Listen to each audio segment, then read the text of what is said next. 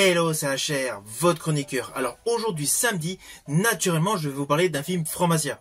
Plus précisément, un film mettant en vedette un personnage incontournable du Kung Fu. Personnage qui n'est autre qu'Ip Man. Et le film que je vais vous présenter se nomme The Grandmaster.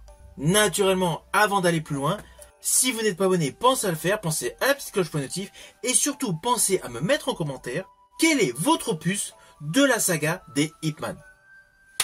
Let's go!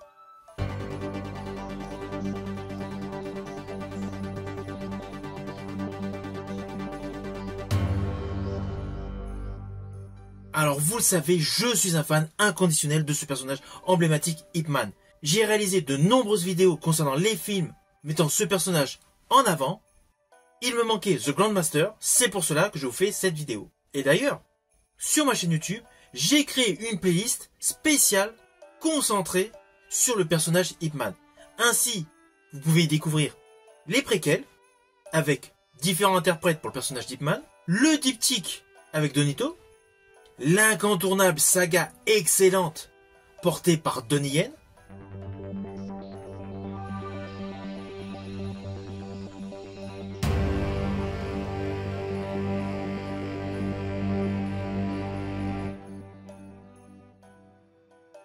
ainsi que le combat final, nous présentant un personnage vieillissant. Je rajouterai que le combat final est un condensé de toutes les aventures du personnage Ip Man.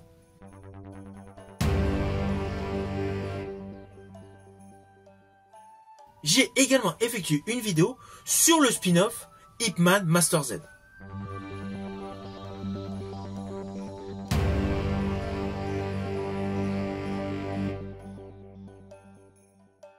De ce fait, sur ma chaîne YouTube, si vous êtes fan de ce personnage emblématique Ip Man, vous y retrouverez des chroniques traitant de chaque film, le mettant en vedette. Et justement aujourd'hui, je rajouterai dans cette playlist cette nouvelle vidéo consacrée à The Grandmaster.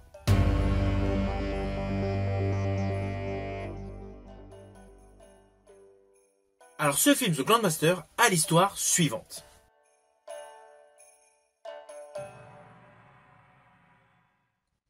Alors l'histoire de ce film nous présente Tony Leung dans le personnage Ip Man. L'action se déroule en 1936 et nous allons suivre près de 20 ans de la vie de ce personnage, avec naturellement de nombreux arcs narratifs par rapport aux différents faits historiques qui se déroulent durant son existence.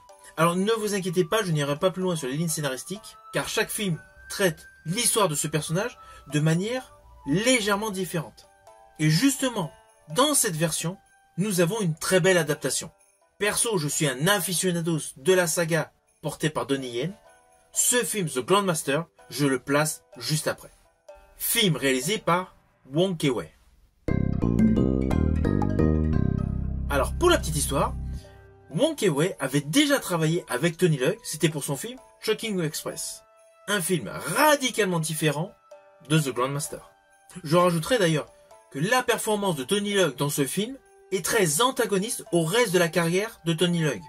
Car dans la trilogie de films que j'avais présenté sur ma chaîne YouTube Infernal Affair, la performance de Tony Leung n'avait rien d'un action movie. On n'était pas du tout dans des postures de kung fu. Là, dans son film, il donne réellement l'impression d'être un expert en arts martiaux. Et d'ailleurs, la totalité de ce film est bluffant. Ce film est un véritable chef-d'œuvre. La photographie est superbe, les scènes de combat sont parfaitement chorégraphiées, il y a une dextérité incroyable et surtout des plans séquences avec des idées innovatrices. Je pense essentiellement aux postures sous la pluie. Il y a de légers mélanges avec des ralentis qui alternent avec des focus qui semblent imploser pour repartir sur des plans larges, en reprenant une vitesse d'exécution à la normale. Ce film est un réel exercice de style en termes de conception. Toute la photographie et la mise en scène sont extrêmement édulcorées. En dehors de l'esthétisme qui est superbe, le côté très sombre, très dark de la photographie, la musique accompagne pleinement les différents pans d'histoire qui nous sont présentés. Ce film fait partie des chefs-d'œuvre From Asia.